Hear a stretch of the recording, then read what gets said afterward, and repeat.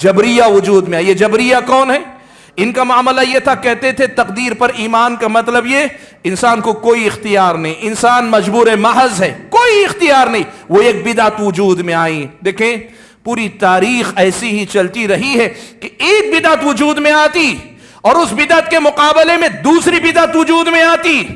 کچھ لوگ صحابہ کے معاملے میں دشمنی پہ اتر آئے تو دوسرے لوگ اہل بیت رسول سے دشمنی کے معاملے پہ اتر آئے. کچھ لوگوں نے تقدیر کو انکار کیا، کچھ لوگوں نے تقدیر کو ثابت کرنے میں غلو کیا. ایسے حالات میں اب ایک نئی بدعت.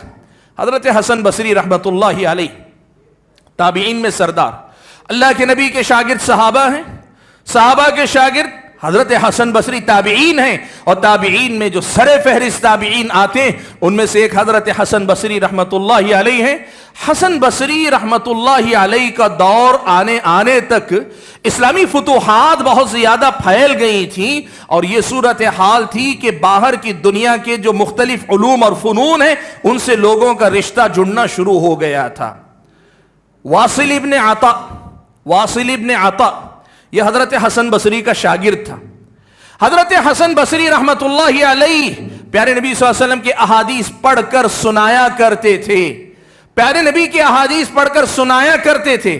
ان حدیثوں کو سنتے سناتے ساتھ میں یہ واصل ابن عطا، اگر آپ اس کی جا کر تاریخ پڑھیں گے، واصل ابن عطا ہے، عمرو ابن عبید اس کا شاگرد ہے، ان کی اگر تاریخ پڑھیں گے تو پتہ چلے گا کہ یہ جو قرآن و سنت کی تعلیم دینے والے جو علماء تھے نا، ان علماء کے ساتھ ساتھ یا ان علماء سے زیادہ کچھ یہودیوں سے بھی کچھ باتیں سننے کا ان کے پاس رواج تھا.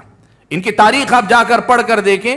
وہ جو دوسری دنیا، وہ جو فلسفے کی باتیں جو دوسری دنیا سے منتقل ہو کر عالم اسلام میں آئی تھی، ان باتوں کو سننے کا اہتمام کرنے لگے. تو اب ہوا یہ، اس میں عقلی ورزش بہت تھی. جیسے کسی آدمی کو میتھ کا چسکا لگ جائے، ریاضیات کا، حساب و کتاب کا چسکا لگ جائے تو پرابلم سالو کرنے میں اسے ایک مزہ آتا ہے.